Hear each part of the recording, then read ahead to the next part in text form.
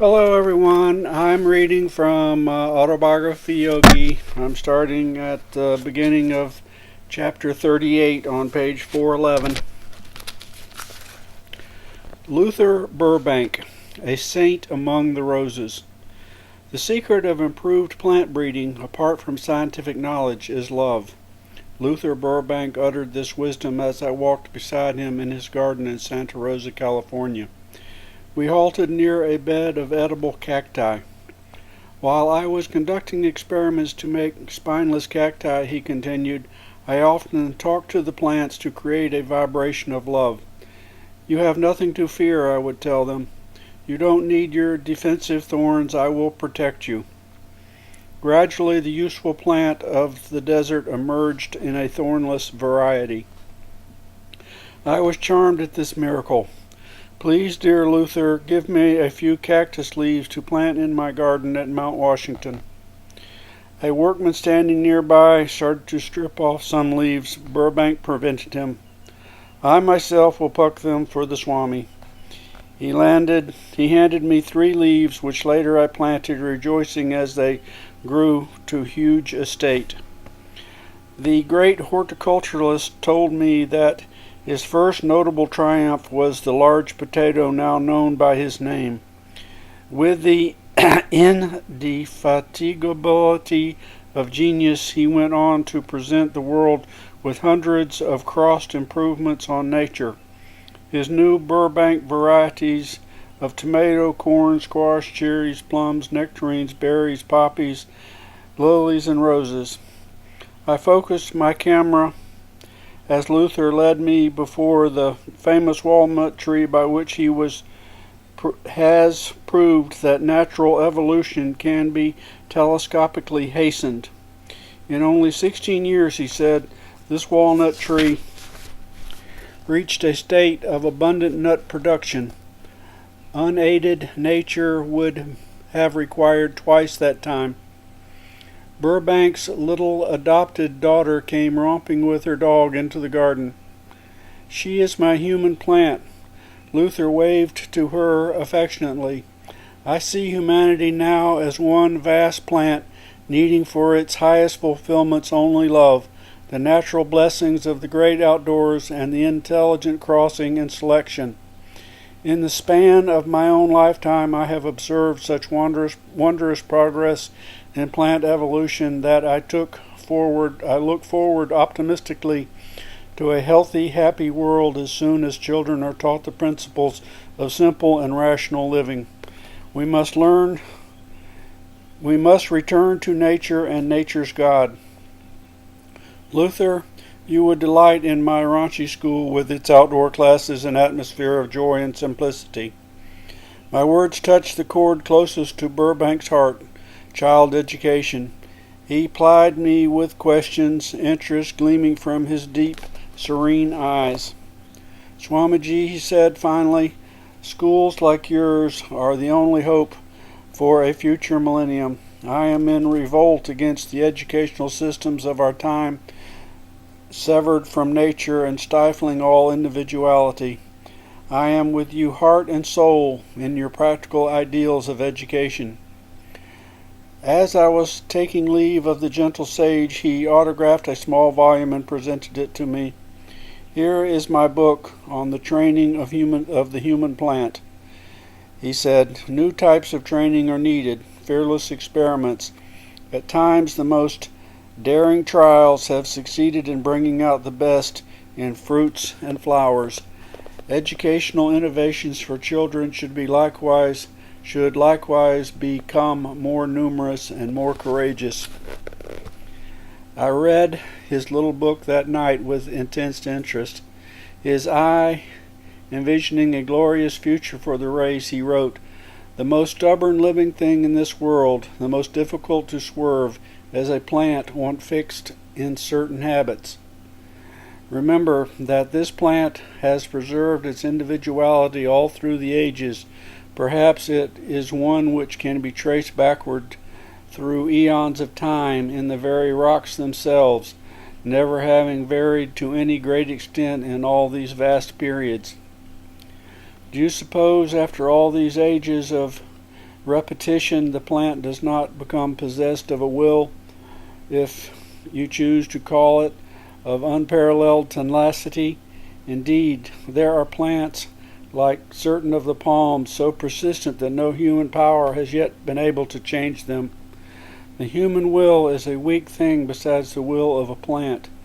But see how this whole plant's lifelong stubbornness is broken simply by blending in a new life with it, making by crossing a complete and powerful change in its life. Then when the break comes, fix it by these generations of patient supervision and selection, and the new plant sets out upon its way, never again to return to the old, its tenacious will broken and changed at last. When it comes to so sensitive and pliable a thing as the nature of a child, the problem becomes vastly easier. Magnetically drawn to this great America, I visited him again and again. Magnetically drawn to this great American, I visited him again and again. One morning I arrived at the same time as the postman, who deposited in Burbank's study about 1,000 letters. Horticulturists wrote to him from all parts of the world. "Swamiji, your present is just the excuse I need to get out into the garden," Luther said gaily. He opened a large desk drawer containing hundreds of travel folders. "See," he said, "this is how I do my traveling, tied down by my plants and correspondence. I satisfy my desire for foreign lands by a glance now and then at these pictures.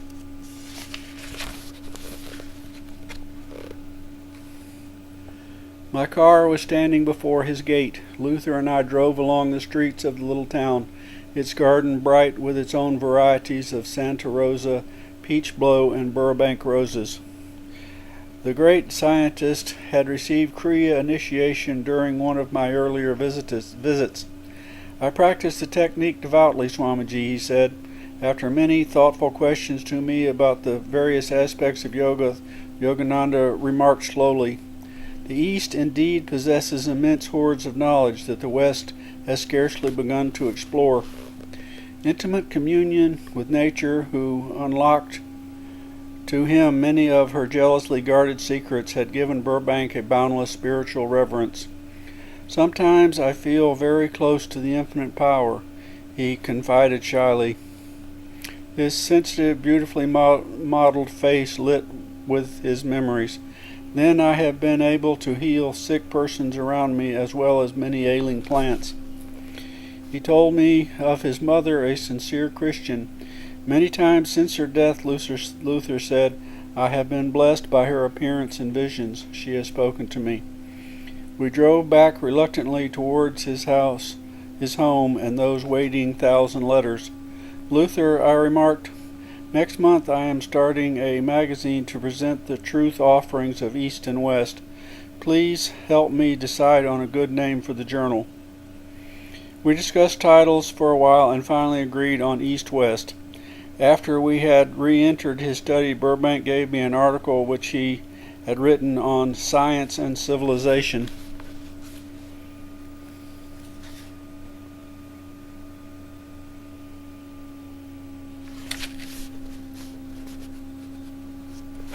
"This will go in the first issue of East-West," I said gratefully. As our friendship grew deeper, I called Burbank my American saint. "Behold a man," I paraphrased, "in whom is no guile." That's a reference to John 1:47. His heart was fathomlessly deep, long accompanied with humility, patience, sacrifice. His little home amid the roses was austerely simple. He knew the worthlessness of luxury, the joy of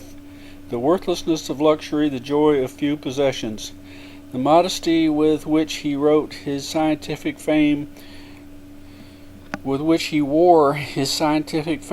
repeatedly reminded me of the trees that now bend low with the burden of ripening fruits.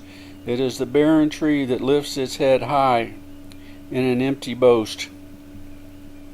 I was in New York when, in 1926, my dear friend passed away. In tears I thought Oh, I would gladly walk all the way from here to Santa Rosa for one more glimpse of him. Locking myself away from secretaries and visitors, I spent the next 24 hours in seclusion. The following day I conducted a Vedic memorial rite before a large picture of Luther.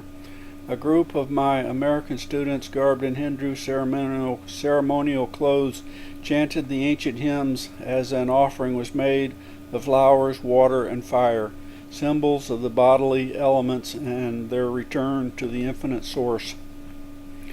Though the form of Burbank lies in Santa Rosa under a Lebanon cedar that he planted years ago in his garden, his soul is enshrined for me in every wide-eyed flower that blooms by the wayside. Withdrawn for a time into the spacious spirit of nature, is it not Luther whispering in her winds, walking her dawns? His name has now passed into the heritage of common speech. Listing Burbank as a transitive verb, Webster's New International Dictionary defines it to cross or graft a plant, hence figuratively to improve anything as a process or institution, by selecting good features and rejecting bad, or by adding good features. Beloved Burbank, I cried after reading the definition, your name is now a very synonym for goodness. Chapter 39. Teresa Newman, the Catholic Stigmatist. Return to India. I have waited for you patiently for 15 years. Soon I shall swim out of the body and onto the shining abode. Yogananda, come.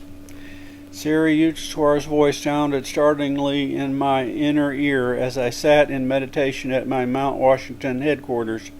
Traversing 10,000 miles in the twinkling of an eye, his message penetrated my being like a flash of lightning. 15 years, yes indeed, I realized. Now it is 1935. I have spent 15 years in spreading my guru's teachings in America. Now he recalls me. A short time later, I described my experience to a dear friend, Dr. James J. Lynn. His spiritual development by daily practice of Kriya Yoga has been so remarkable that I often call him Saint Lynn. In him and in a number of other Occidentals, I happily see a fulfillment of Babaji's prophecy that the West too would produce saints of true self-realization through the ancient yogic path. Mr. Lynn generously insisted on making a donation for my travels. The financial problem thus solved, I made arrangements to sail via Europe for India. In March 1935, I had Self-Realization Fellowship chartered under the laws of the state of California as a non-sectarian, non-profit corporation designed to exist perpetually. To Self-Realization Fellowship, I donated all my possessions, including the rights in all my writings. Like most other religious and educational institutions, Self-Realization Fellowship is supported by endowments and donations from its members and the public. I shall be back, I told my students. Never shall I forget America. At a farewell banquet given to me in Los Angeles by loving friends, I looked long at their faces and thought gratefully, Lord, he who remembers Thee as the sole giver will never lack the sweetness of friendship among mortals. I sailed from New York on June 9, 1935, on the Europa. 2 students accompanied me, my secretary, Mr. C. Richard Wright, and an elderly lady from Cincinnati, Miss Etty Blitch. We enjoyed the days of ocean peace, a welcome contrast to the past hurried weeks. Our period of leisure was short-lived. The speed of modern boats has some regrettable features. Like any other group of inquisitive tourists, we walked about the huge and ancient city of London. On the day following my arrival, I was invited to address a large meeting in Caxton Hall, at which I was introduced to the London audience by Sir Francis Younghusband. Our party spent a pleasant day as guests of Sir Harry Lauder at his estate in Scotland. A few days later, our little group crossed the English Channel to the continent, for I wanted to make a pilgrimage to Bavaria. This would be my only chance, I felt, to visit the great Catholic mystic Teresa Newman of Clonmel-Shuith. Years earlier, I had read an amazing account of Teresa. Information given in this article was as follows. 1. Teresa, born on Good Friday, 1898, was injured in an accident at the age of 20. She became blind and paralyzed. She miraculously regained her sight in 1923 through prayers to Saint Therese of Lisieux, the Little Flower. Later, Therese Newman's limbs were instantaneously healed. From 1923 onward, Teresa has abstained completely from food and drink, except for the daily swallowing of one small consecrated wafer. The stigmata, Sacred Wounds of Christ, appeared in 1926 on Teresa's head, breast, hands, and feet. Every Friday she experienced the Passion of Christ, suffering in her own body all his historic agonies. Knowing ordinarily only the simple German of her village, during her Friday trances, Teresa utters phrases which scholars have identified as ancient Aramaic.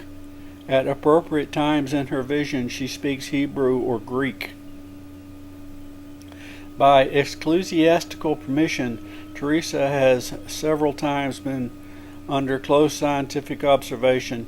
Dr. Fritz Gerlich, editor of a Protestant German newspaper, went to Clonmel to expose the Catholic fraud, but ended up by reverently writing her biography. As always, whether in East or West, I was eager to meet a saint. I rejoiced as our little party entered on July 16th the quaint village of Clonmel-Shuith.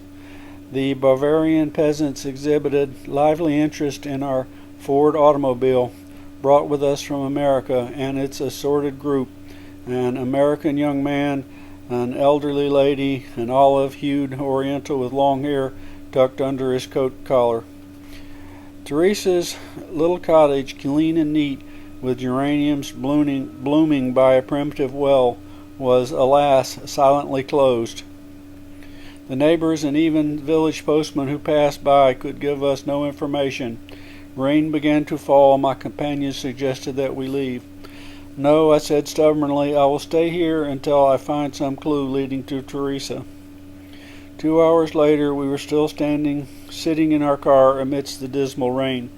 Lord, I sighed complainingly, why didst thou lead me here if she has disappeared?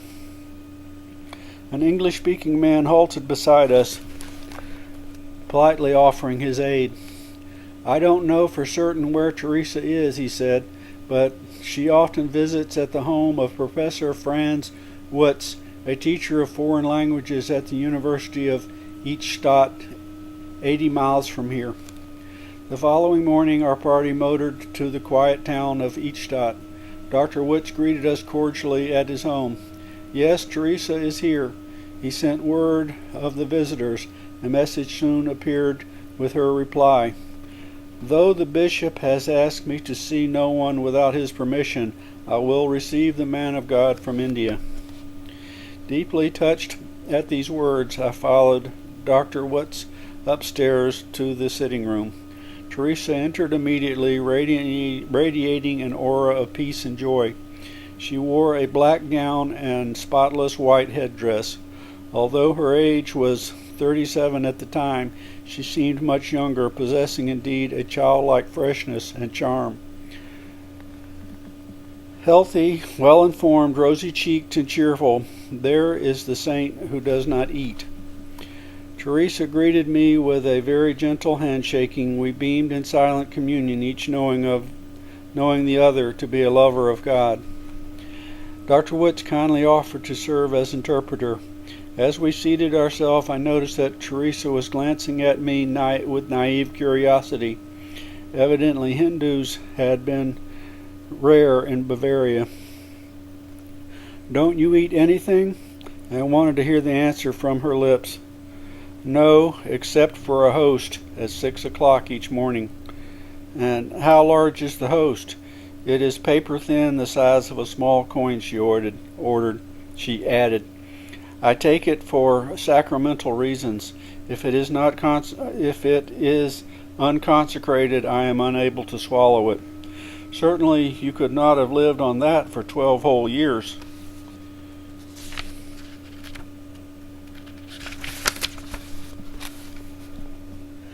"I live by God's light." How simply her reply, now Einsteinian. "I see you realize that energy flows to your body from the ether, sun, and air." A swift smile broke over her face. "I am so happy to know you understand how I live. Your sacred life is a daily demonstration of the truth uttered by Christ. Man shall not live by bread alone, but by every word that proceedeth out of the mouth of God. Again she showed joy at my explanation. It is indeed so. One of the reasons I am here on earth today is to prove that man can live by God's invisible light and not by food only. Can you teach others to live without food? She appeared a trifle shocked. I cannot do that. God does not wish it. As my gaze fell on her strong, graceful hands, Teresa showed me a square, freshly healed wound on the back of each hand.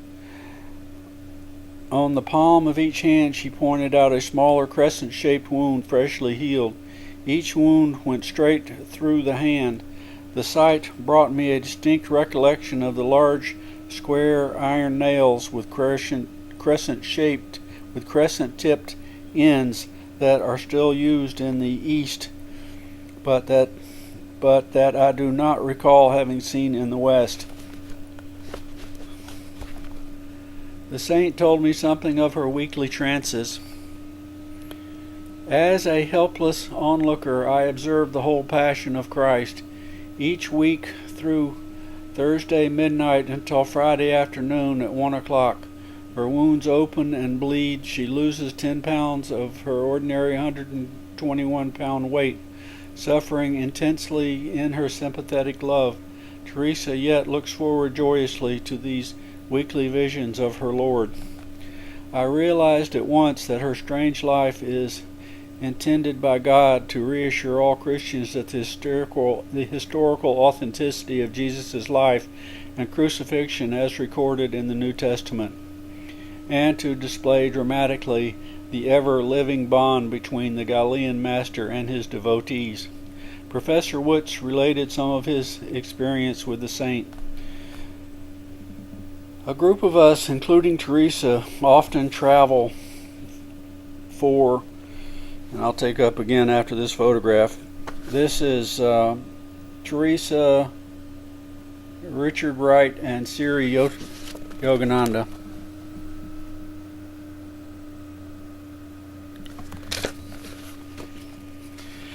A group of us, including Teresa, often travel for days on sightseeing trips in Germany, he told me. It is a striking contrast. Teresa eats nothing. The rest of us have 3 meals a day. She remains as fresh as a rose, untouched by fatigue. Whenever the rest of us get hungry and look for wayside inns, Teresa laughs merrily. The presser added some interesting physiological details. Because Teresa takes no food, her stomach has shrunk. She has no excretions. Often her perspiration glands function. Her skin is always soft and firm. At the time of parting, I expressed to Teresa my desire to be present at her trance. "Yes, please come to Kaunas next Friday," she said graciously. "The bishop will give you a permit. I am very happy you sought me out in Eichstätt."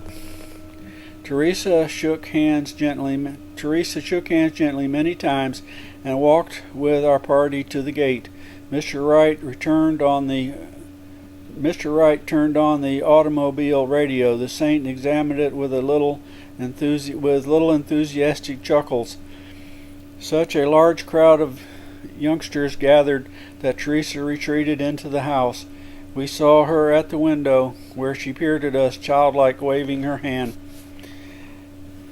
From a conversation the next day with two of Teresa's brothers, a very kind and amiable, we learned that the saint sleeps only 1 or 2 hours at night.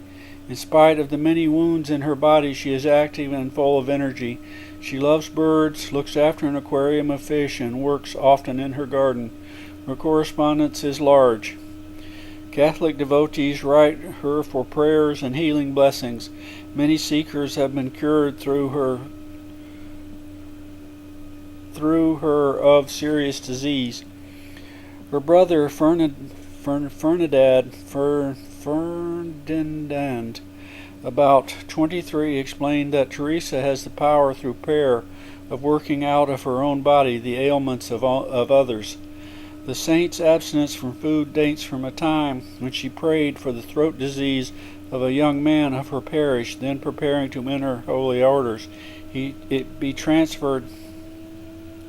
saint's abstinence from food dates from a time when she prayed that the throat disease of a young man of her parish, then preparing to enter holy orders, be transferred to her own throat.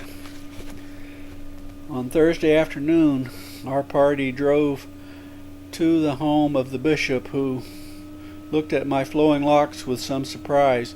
He readily wrote out the necessary permit. There was no fee. The rule made by the church is simply to protect. Teresa's from the onrush of casual tourists who in previous years had flocked by thousands to Conner-Ruth's on Friday. We arrived in the village on Friday morning about 9:30. I noticed that Teresa's little cottage possesses a glass-roofed section to afford her plenty of light. We were glad to see the doors no longer closed but wide open in hospitable cheer. We joined a line of about 20 visitors, each carrying a permit. Many had come a great distance to view the mystic trance. Therese had passed my first test at the professor's house by her intuitive knowledge that I wanted to see her for spiritual reasons and not just to satisfy a passing curiosity.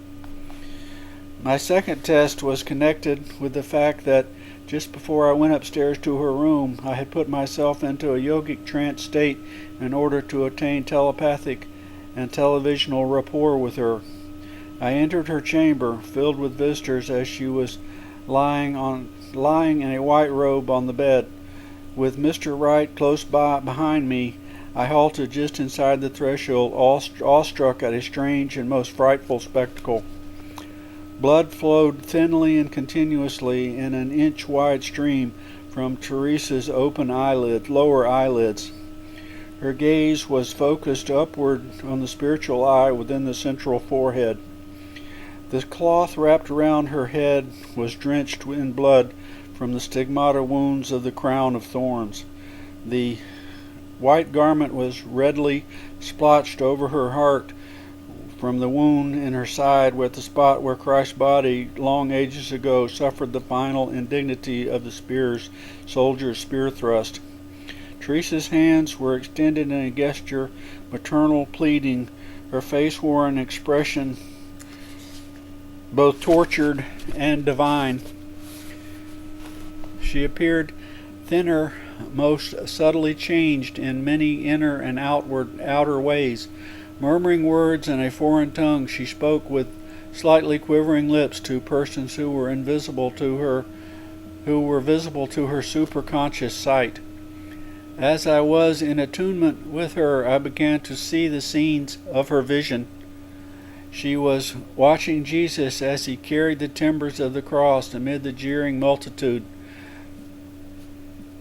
Suddenly she lifted her head in consternation. The Lord had fallen under the cruel weight. The vision disappeared. In the exhaustion of fervent pity, Teresa sank heavily against her pillow. At this moment, I heard a loud thud behind me. Turning my head for a second, I saw two men carrying out a prostrate body.